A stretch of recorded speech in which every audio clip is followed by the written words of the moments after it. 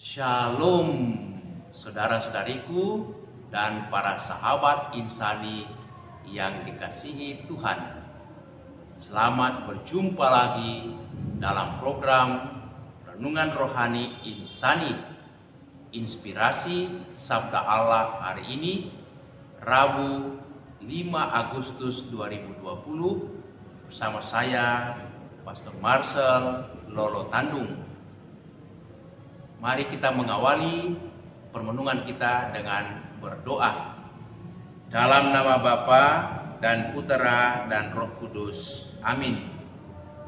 Tuhan, Engkau mengutus Putramu Yesus ke tengah-tengah kami untuk menyelamatkan semua orang dari berbagai suku dan bangsa. Ajarilah kami untuk semakin mengimani Dia dan dengan teguh percaya setia kepadanya. Demi Kristus Tuhan dan pengantara kami. Amin. Saudara-saudariku, kita akan mendengarkan sabda Tuhan dari Injil Matius bab 15 ayat 21 sampai 28. Lalu Yesus pergi dari situ dan menyingkir ke daerah Tirus dan Sidon. Maka datanglah seorang perempuan Kanaan dari daerah itu dan berseru, "Kasihanilah aku, ya Tuhan, anak Daud, karena anakku perempuan kerasukan setan dan sangat menderita." Tetapi Yesus sama sekali tidak menjawabnya. Lalu murid-muridnya datang dan meminta kepadanya, "Suruhlah ia pergi, sebab ia mengikuti kita dengan berteriak-teriak." Jawab Yesus, "Aku diutus hanya kepada domba-domba yang hilang dari umat Israel." Tetapi perempuan itu mendekat dan menyembah Yesus sambil berkata, "Tuhan, tolonglah aku." Tetapi Yesus menjawab, "Tidak patut mengambil roti yang disediakan bagi anak-anak dan melemparkannya kepada anjing." Kata perempuan itu, "Benar Tuhan, namun anjing itu makan remah-remah yang jatuh dari meja tuannya." Maka Yesus menjawab dan berkata kepadanya, "Hai ibu, besar imanmu. Maka terjadilah kepadamu seperti yang kau kehendaki." Dan seketika itu juga sembuhlah anaknya. Demikianlah Injil Tuhan. Terpujilah Kristus. Benar Tuhan, namun anjing itu makan remah-remah yang jatuh dari meja tuannya. Saudara-saudariku, saya memberi judul renungan kita ini dengan judul Iman yang Tangguh. Hal ini tampak dari kepribadian perempuan Kanaan saat dia mengalami kesulitan, saat dia mengalami kesedihan yang begitu mendalam karena anak perempuannya sakit keras, kerasukan setan dan dikatakan sangat menderita. Dia datang memohon pertolongan kepada Yesus yang ia sebut anak Daud. Dia tahu, perempuan Kanaan ini tahu siapa dia dan bagaimana posisinya dalam kalangan orang-orang Yahudi. Dia adalah wanita Kanaan, orang Yunani dari kebangsaan Siro-Fenisia. Dan dalam kalangan orang-orang Yahudi, mereka ini dianggap sebagai orang-orang kafir, tidak layak bergaul dengan orang Yahudi, apalagi bergaul dengan pemuka masyarakat, pemuka agama, orang yang terpandang, orang yang mulia seperti Yesus.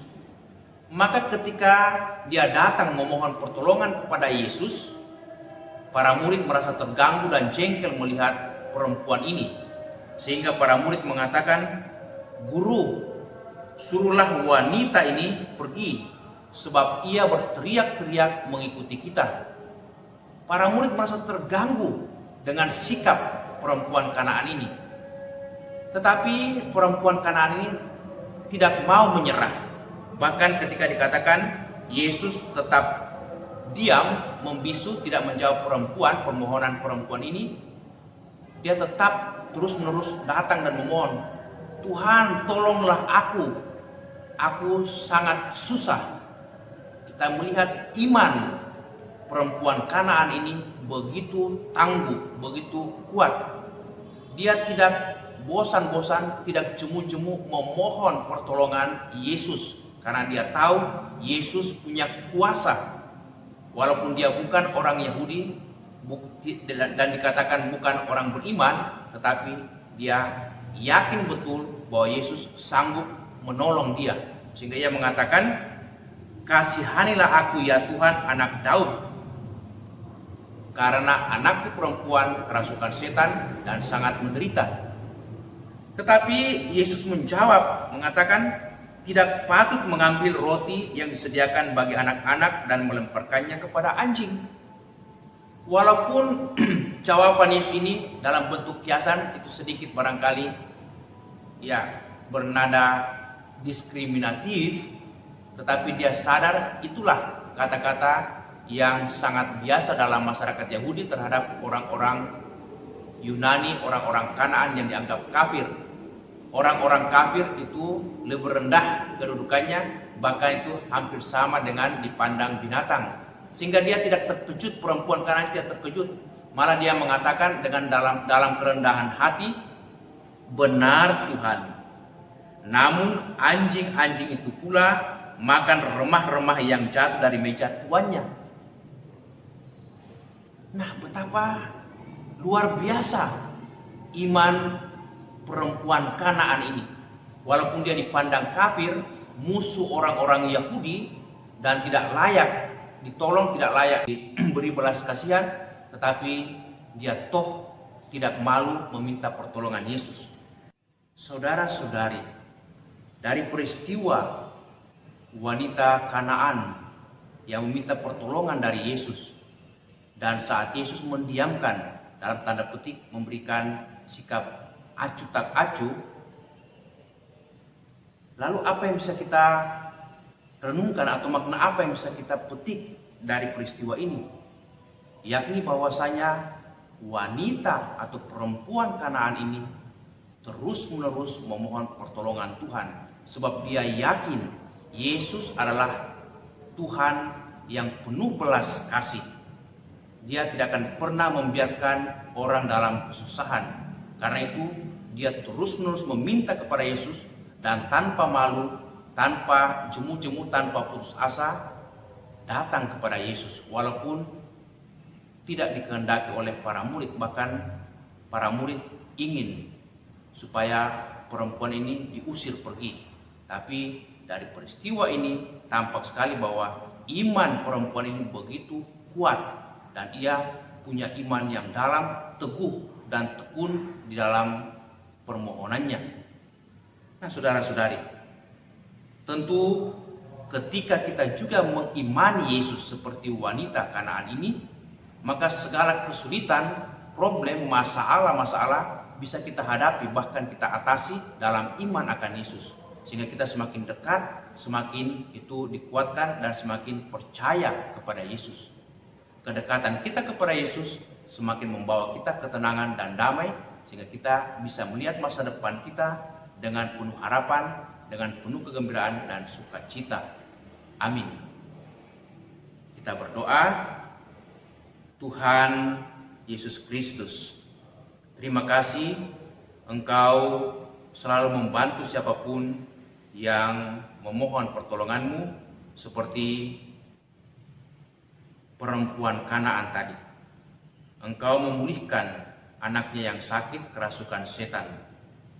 Semoga belas kasihan-Mu meneguhkan iman kami untuk tetap setia kepadamu, dan semoga teladan iman daripada perempuan Kanaan semakin menguatkan iman kami pula untuk tetap setia bertekun dalam doa-doa kami, dan tetap berjuang dalam seluruh perkara-perkara persoalan yang kami hadapi atau apapun tantangan yang kami alami. Sehingga dengan demikian kami tetap mengalami kekuatan dalam dikau dan ketenangan. Terpujilah Engkau kini dan sepanjang masa. Amin. Tuhan bersamamu. Semoga saudaraku sekalian diberkati Allah yang Maha Kuasa, dalam nama Bapa dan Putera dan Roh Kudus. Amin. Terima kasih buat sahabat-sahabatku yang dengan setia mendengarkan renungan rohani dari channel Insani, Inspirasi Sabda Allah hari ini. Semoga saudara-saudariku selalu diberkati oleh Allah dalam keluarga, aktivitas, dan semua pelayanan kita. Amin.